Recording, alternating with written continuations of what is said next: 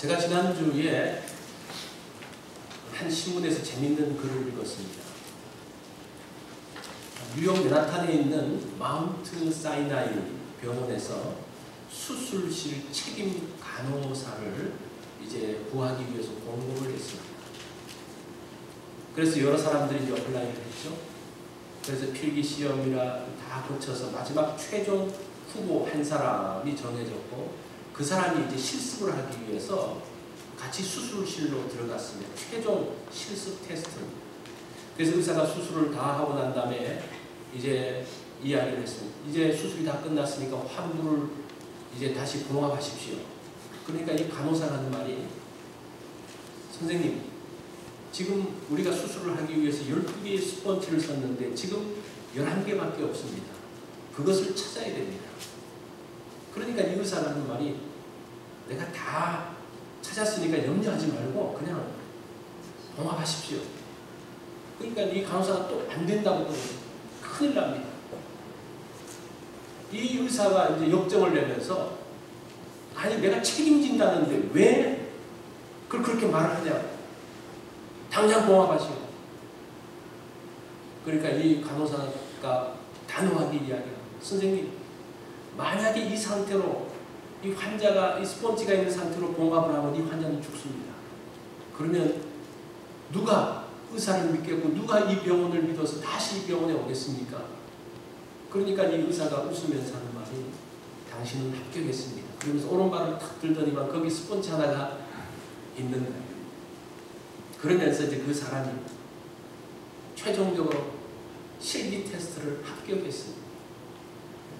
사실은 그 간호사를 뽑아놓고 그 기술도 중요하지만 그 사람의 생명을 사랑하는 마음, 그 신뢰감, 그것이 훨씬 중요하다는 것.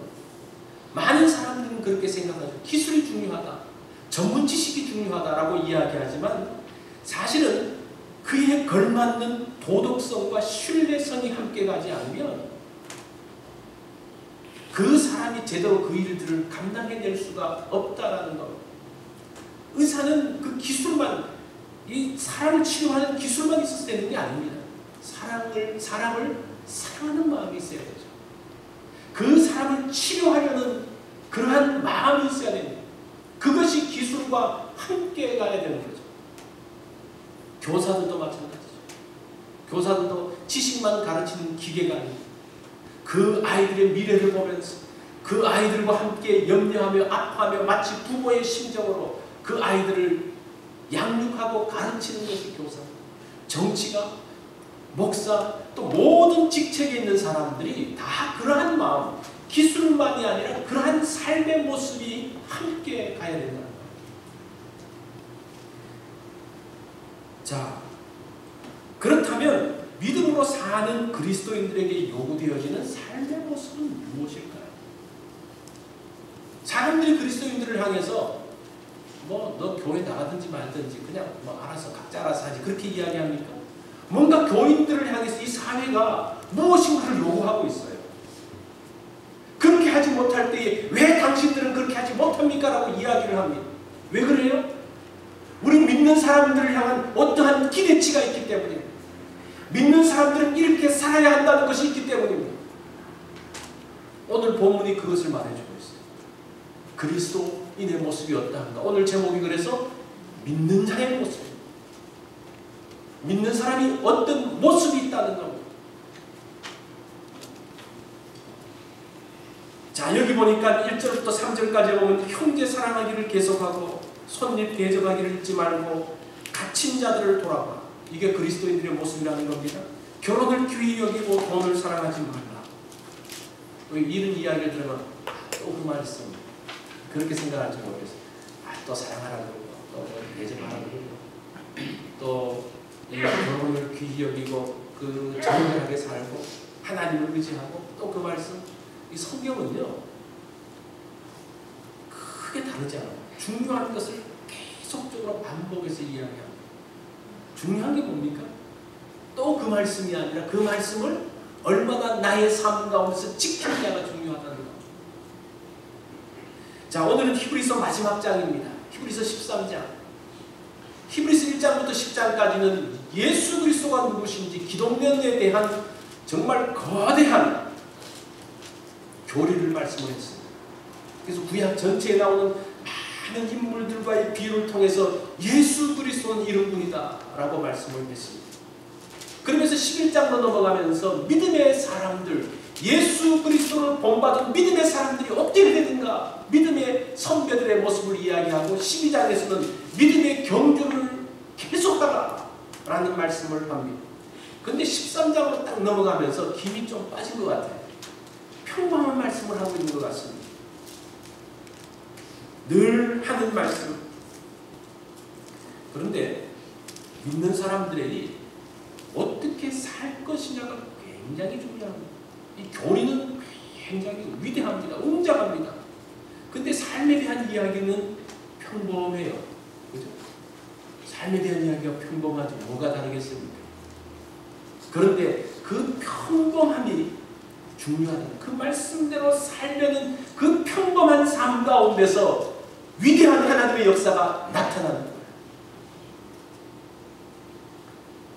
자, 오늘 우리가 이 말씀을 보면서 믿는 사람들이 어떠한 모습을 가져야 할 것인가를 보겠습니다. 오늘 본문은 세 가지로 설명을 하고 있습니다. 첫 번째는 사랑하라라는 거예요. 사랑하라. 믿는 사람들이 가질 첫 번째 모습은 사랑입니다. 1절을 보십시오. 다 같이 한번 읽어볼까요? 형제 사랑하기를 계속하고 계속하라. 명령형으로 되어 있습니다. 이 말씀을 보면 형제를 사랑하라 그러지 않고 뭐라 그래요? 형제 사랑하기를 계속하라. 이 말은 뭡니까? 이 사람들이 초대교회 그리스도인들이 형제 사랑을 하고 있었습니까? 하지 않았습니까? 하고 있었어요. 근데 그것을 어떻게 하라고 말합니까? 계속하라고 이야기하는데요.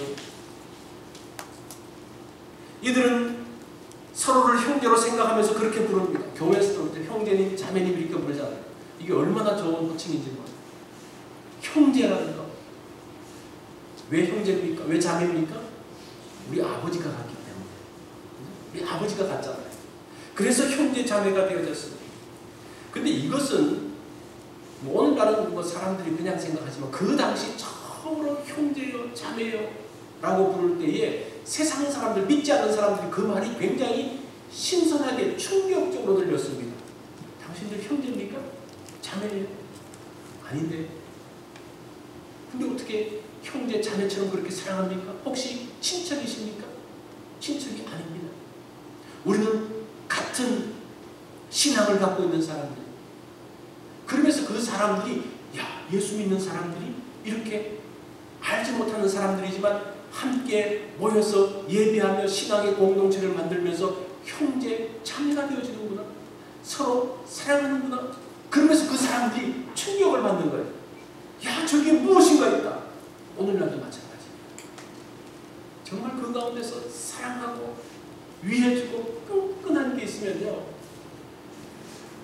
세상 사람들이 자기네들은 그런 사랑을 해보지도 못했고 받아보지도 못했는데, 심지어 형제들끼리도 못했는데, 야, 이 그리스도인 공동체 가운데서 그런 것들이 있구나. 이단들이 그걸 알아가지고 이단들 가보면요, 얼마나 챙겨주고 위해주는지 몰라요. 그냥 그거 하나 가지고 그 사람들은 그 교회를 유지합니다. 즉 자기네들 공동체를 유지합니다. 우리 믿는 사람들이 해야 될 건 자기네들이 가져가가지고 그냥 그렇게 하고 있는 거예요. 무엇이 형제 사랑의 모습일까? 형제 사랑의 모습이 뭘까? 인도의 시선 타고르는 이런 이야기가 있어요. 사랑의 별명은 이해다. 굉장히 인사이트가 있어요. 사랑의 별명은 뭐라고요? 이해하는 것. 부부간에 사랑하는 것, 형제간에 사랑하는 것, 교인들끼리 사랑하는 것, 거기에 어떤 마음이 있어야 한다는 겁니까? 이해하는 마음. 이해하는 마음이 사랑의 출발입니다. 이해하지 않고 자기 것만 챙기면요, 그건 사랑이 아니죠. 사랑하기 시작하면요, 모든 게 다 이해가 돼요. 그죠? 모든 게 다 이해가 돼요. 모든 게 다 수긍이 돼요. 모든 게 아깝지가 않아요. 허물 없는 사람이 어디 있겠습니까? 그런데 허물 없는 사람하고도 사랑에 빠지면 뭐가 끼입니까? 콩깍지가 끼잖아요. 못 봐요. 못 봐요. 근데 미워하는 사람은 어떤 사람이냐, 현미경의 눈을 갖고 있는 사람이에요. 현미경은 어떻습니까? 작은 것도 그냥 확대해서 보고, 그죠? 없는 것도 다 찾아내는 게 현미경이에요. 눈에 보이지 않는 것도 현미경으로 보면요, 다 보여요. 이게 미워하는 거예요. 사랑하는 마음은 만원경과 같아요.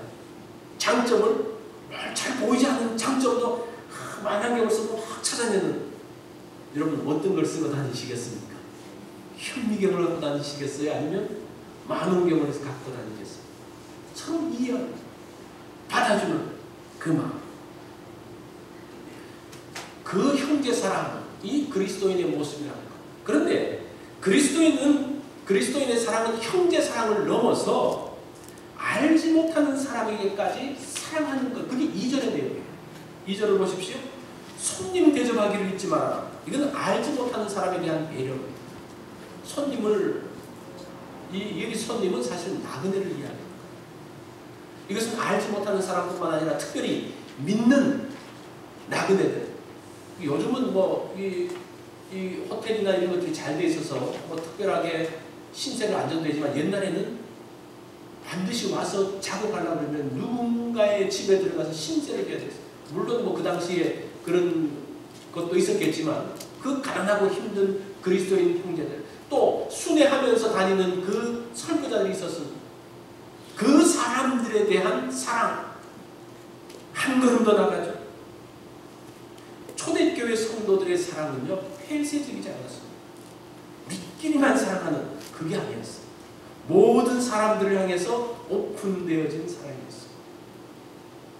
참 교회가 성도들끼리 형제 사랑하고 이게 좋은데, 그게 잘못되면요, 다른 사람이 들어오지를 못해요. 들어왔다가도 어떻습니까?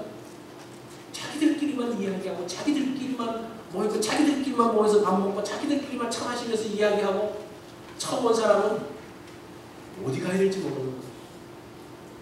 여러분 혼자 와서 밥 먹는 것처럼 이거 비참한 게 있는 거 아세요?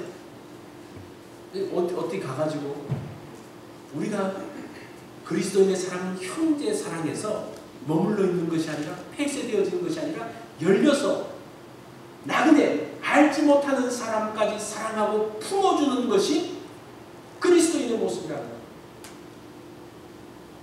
요즘 그리스도인의 모습이 이게 잘 안 돼서 자꾸 비판받고 문제가 생겨요. 성경은 분명하게 이야기합니다.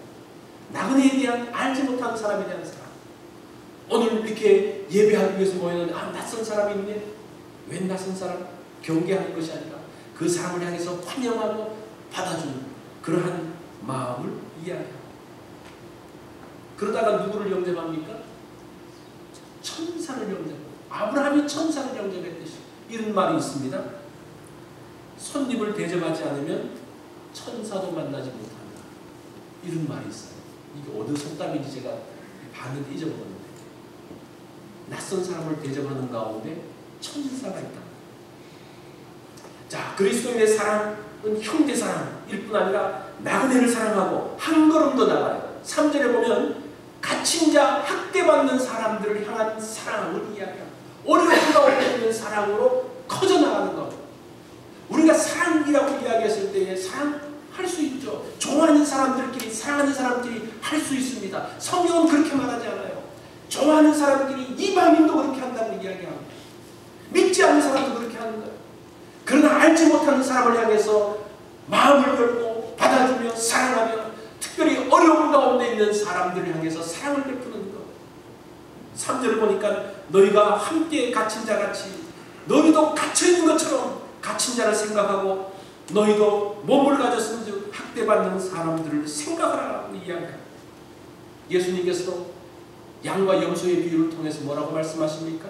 갇힌 자들을 향해서 돌아볼 것을 말씀을 하고 있습니다.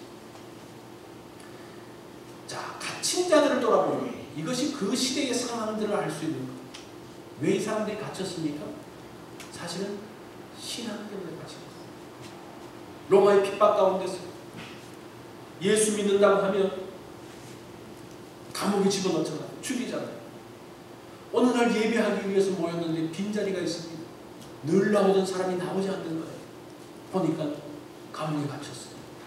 이게 지금 그 당시의 상황입니다. 그럼 어떻게 하라고 이야기합니까? 그 갇힌 자들을 돌아보라고 이야기합니다.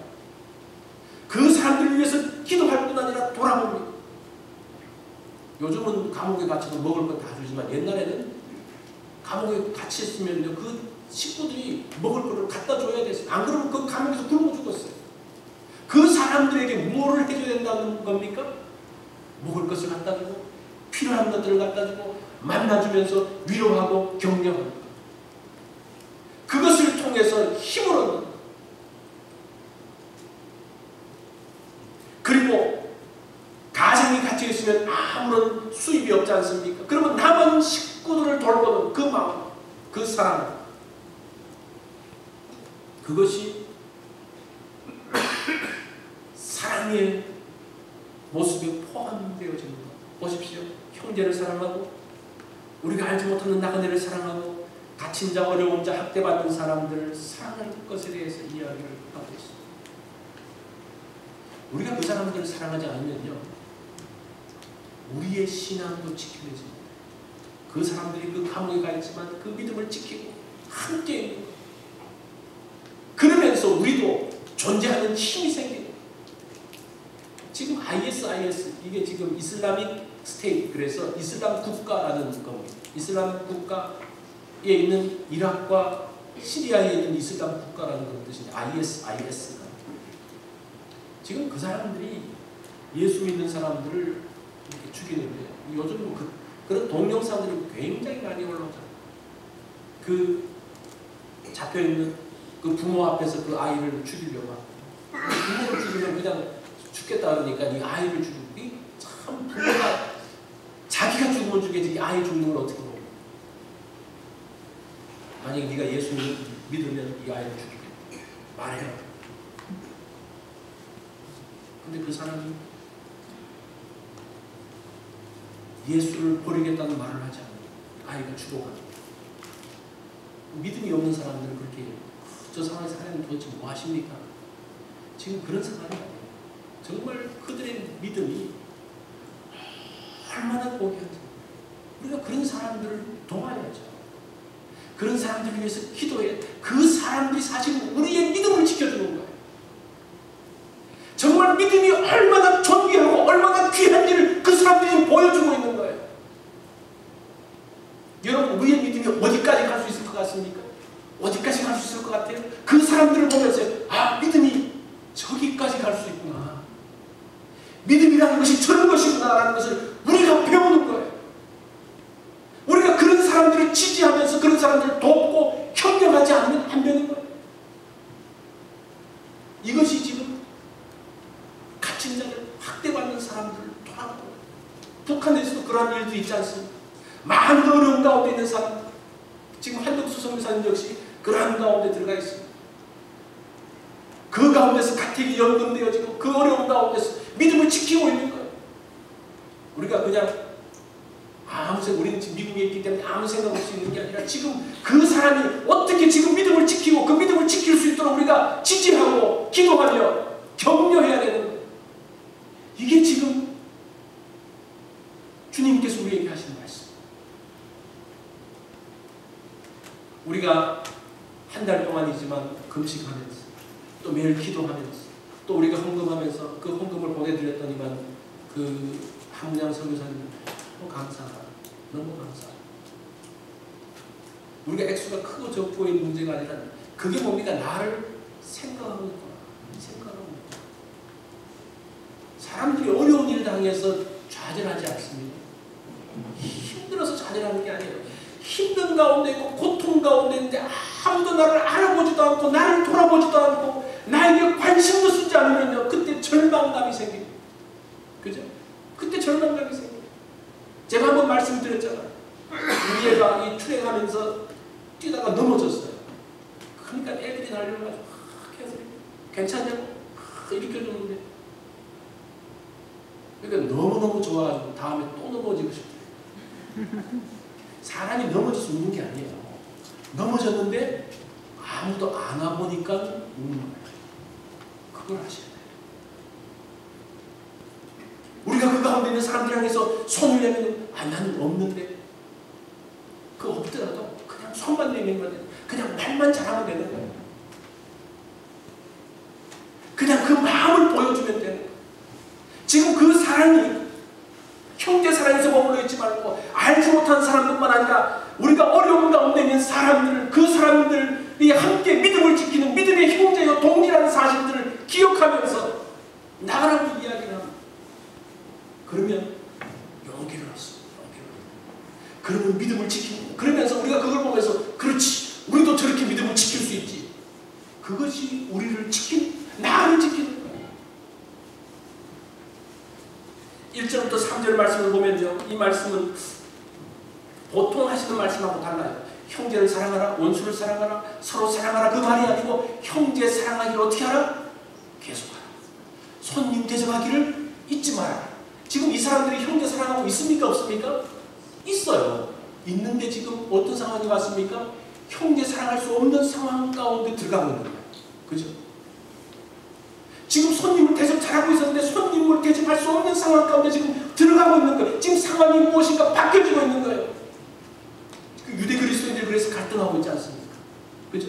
로마의 새로운 핍박으로 인해서 예수를 믿을 것인가 아니면 다시 옛날 유대교로 돌아갈 것인가, 그 고민 가운데 있지 않습니까? 지금 그 가운데 있는 사람들에게 하시는 말씀입니다.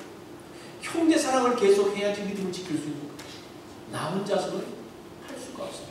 각기 너 믿음은 네가 지키고 내 믿음은 내가 지킬게. 다 무너져. 우리가 서로 지켜줘야 돼. 서로 사랑하면서 지켜줘야 돼.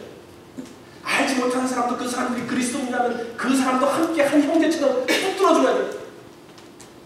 특별히 어려운 가운데 있는 사람들을 지켜주는 것. 그것이 그리스도인의 모습일 뿐만 아니라 나의 믿음을 지키는 거예요. 지금 그것이 첫 번째예요. 첫 번째. 두 번째는 정결함에 대해서입니다. 그리스도인의 정결함. 정결하면서 정결한 사랑이 나와요.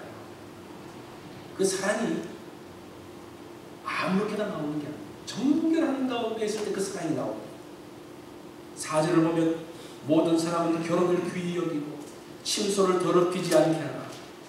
음행하는 자들과 간음하는 자들을 하나님이 심판하시리라. 결혼을 귀히 여기는 거 당연하죠. 근데 왜 이런 말씀을 하셨습니까? 아마 믿는 사람들 가운데서도, 이건 세상 사람들만의 문제가 아니라 믿는 사람들 가운데서도 결혼을 귀히 여기지 않고 침소를 더럽히는 사람들이 있었던 것 같습니다. 음행하는 자들과 간음하는 자들은 하나님이 심판하신다. 이 음행이라는 단어를 보니까요, 헬라어 포르노스라는 단어가, 요즘 이제 포르노입니다. 포르노스. 이것은, 음행이라는 것은 성적 방종의 행위인데 결혼하지 않는 자들의 성행위를 이야기합니다. 음행. 간음은 무엇인가 하니 결혼한 사람이 나쁜 짓 하는 게 간음입니다. 그러니까 이게 조금 다릅니다.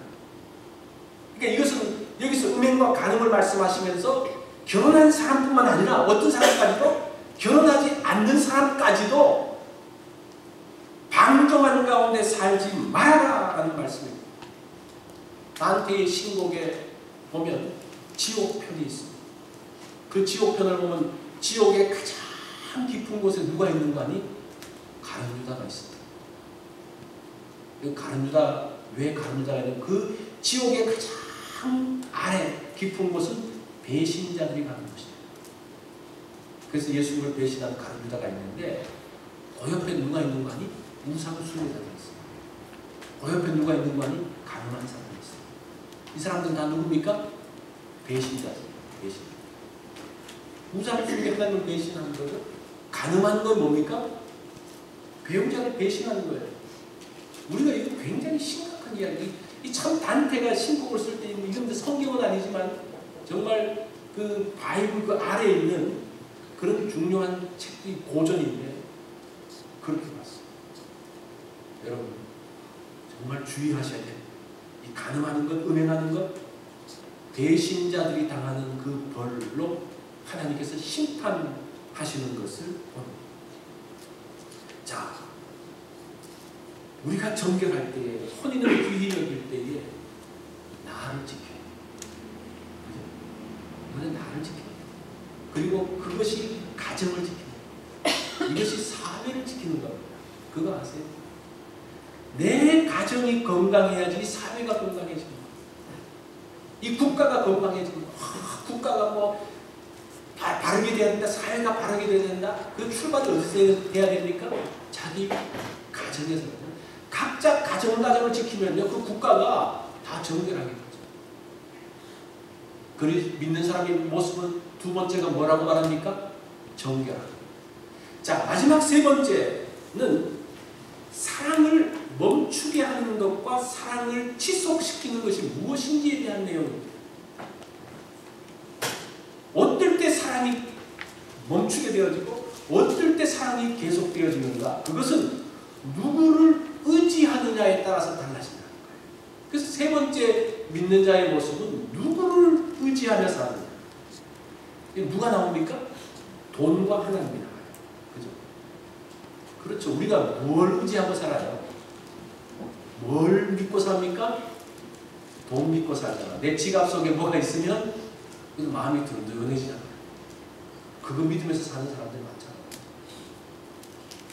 참, 이 돈을 믿는 것과 하나님 믿는 게 같은 레벨에 올라가 있어요.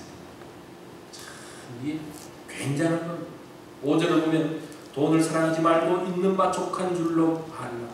그가 친히 말씀하시기를 내가 과연 너희를 버리지 아니하고 너희를 떠나지 아니하리라 하셨느니라. 돈을 사랑하는 사람이 있습니다. 결코 이 사람은 다른 사람을 사랑할 수가 없어요. 돈을 사랑하는 사람은 형제 사랑할 수가 없습니다.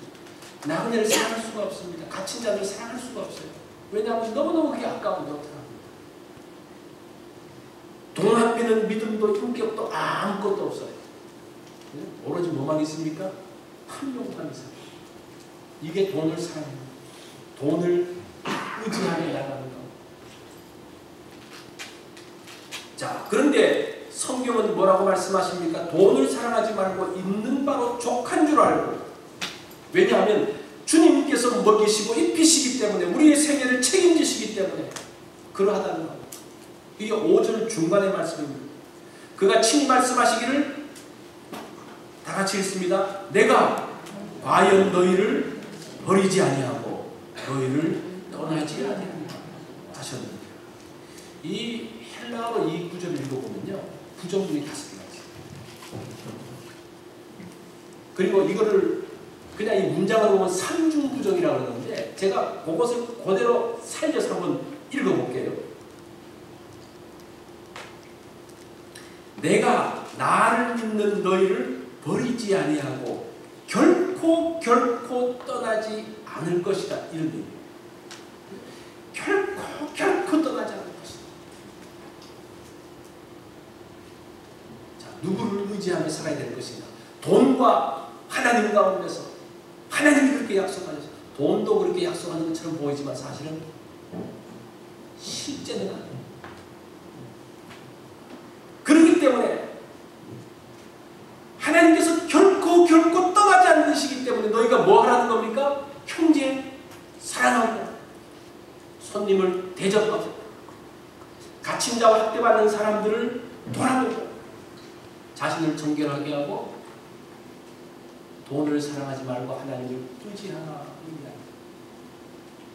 사실은 오늘 이 말씀 1절부터 6절까지 말씀이 좀 다른 말씀이지만 한 내용으로 연결되어 있습니다. 뭐로 연결되어 있습니까? 사랑으로 연결되어 있습니다. 사랑. 제가 이렇게 성경을 해석할 때 여러분들이 보면요, 성경을 보는 눈이 열립니다. 이게 다 다른 말씀 같지만 어떤 말씀으로 연결되어 있습니까? 믿는 사랑의 모습인데 그 사랑의 모습이 형제 사랑과 열려진 이웃사랑, 알지 못하는 사람, 갇힌 자에 대한 사랑, 이 사랑의 능력은 정결함에서 나오고, 그리고 이 사랑을 지속할 수 있는 것이 뭡니까? 하나님께서 지켜주시기 때문에. 그거 믿으면요, 사실은 이 갇힌 사람들을 함부로 찾아갈 수가 없습니다. 그러면 뭐가 됩니까? 같은 사람이 되기 때문에 특별히 이 예수 믿다가 잡혀있는 사람들을 찾아갈 수가 없어요. 옛날에 북한에서 이제 내려오시기 전에 한참 북한이 이 믿는 사람들을 핍박할 때 믿는 사람이 갇혔다고 어떻게 찾아가 볼 수 있습니까? 굉장히 두렵죠. 두렵습니다. 그런데 하나님께서 내가 너를 지키겠다 이 말씀하시다. 내가 너를 보호할 거야. 내가 너와 함께 할 거야. 결코 떠나지 않을 거야. 그 약속 때문에 형제 사랑을 계속하고, 그 약속 때문에 다른 사람을 향해서 사랑할 수 있는 거야. 우리가 믿음의 모습들을 지킬 수 있는 것이 그 하나님의 약속 때문에 지킬 수 있는 거야. 주님은 결단코 믿음의 사람을 버리지 않습니다. 눈 깜빡이는 시인, 이 말 들어보신 적이 있습니까? 눈을 깜빡이는 시인. 그는 미즈노 겐조라는 사람입니다. 이 겐조는 초등학교 4학년 때까지는 정상이었습니다. 그런데 그 해에 홍역을 앓으면서 그 후로는 듣지도 못하고 말하지도 못하고 전신마비가 돼서 마치 해상처럼 몸을 가눌 수 없는 아이가 되어져 버렸어요. 그러면서 12살 되던 해에 그 집에 그 빵을 사러 왔던 그 부모들이 이제 빵집을 경영했던 거 같은데 빵을 사러 왔던 목사님이 그 아이를 보고 성경책을 주고 갔어요. 그러면서 그 아이가 이제 눈을 보이니까 계속 성경책을 보기 시작을 했습니다. 성경을 읽고 나가는 동안 예수 그리스도가 삶의 주관자인 것을 알고 영접을 했습니다. 그러면서 자신의 존재의 의미를 성경을 통해서 발견을 하면서 그 마음이 밝아지기 시작을 했습니다. 그래서 이제 자신이 할 수 있는 가장 좋은 것이 무엇인가를 생각을 했는데 그게 무엇인가 묻는 것이었어요. 엄마가 이야기하고 웃고. 이제 그러다가 이 사람이 시인인데 시를 쓰게 되어진 계기가 있습니다. 한 번은 자기의 몸을 체크하기 위해서 병원에 갔는데 의사가 하는 말이 요것을 볼 때에 내 말이 맞으면 예라는 대신 말을 못하니까 눈을 깜빡이라는 거예요.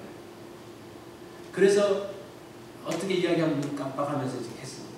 이 갔다 오고 난 다음에 이 아이가 자기 이제 그 엄마하고 가면서 어떤 아이디어를 얻는 거니 그 일본어 그 알파벳 그 히라가나를 하면서 엄마가 이렇게 가르치는 거예요. 그러면 어떤 단어를 딱 가르치면 아이가 눈을 깜빡하면 그 단어를 쓰는 거예요.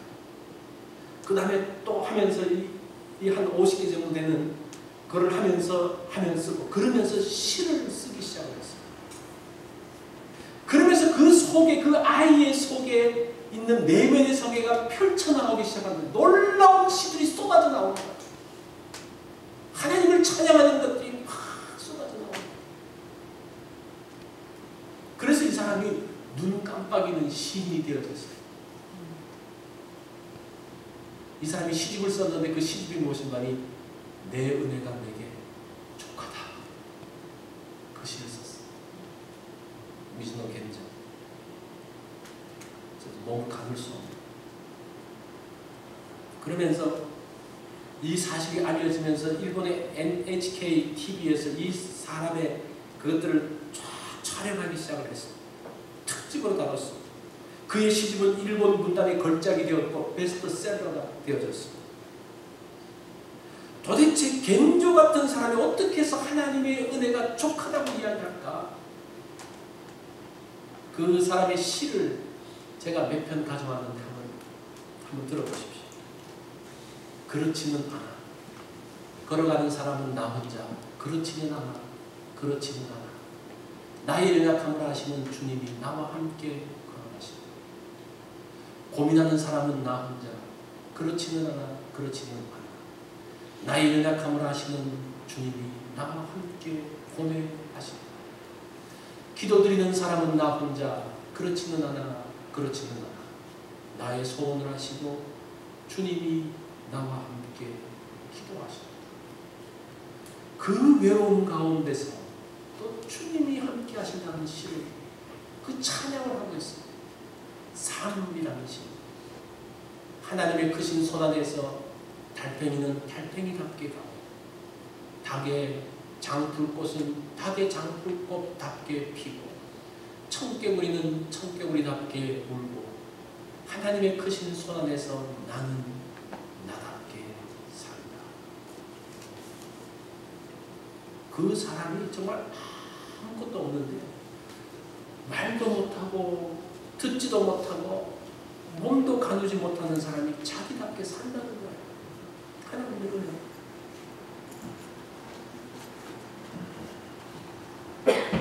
미즈노 겐저는 하나님께서 허락하신 자신의 삶을 살았어요. 당당하게 살았어요.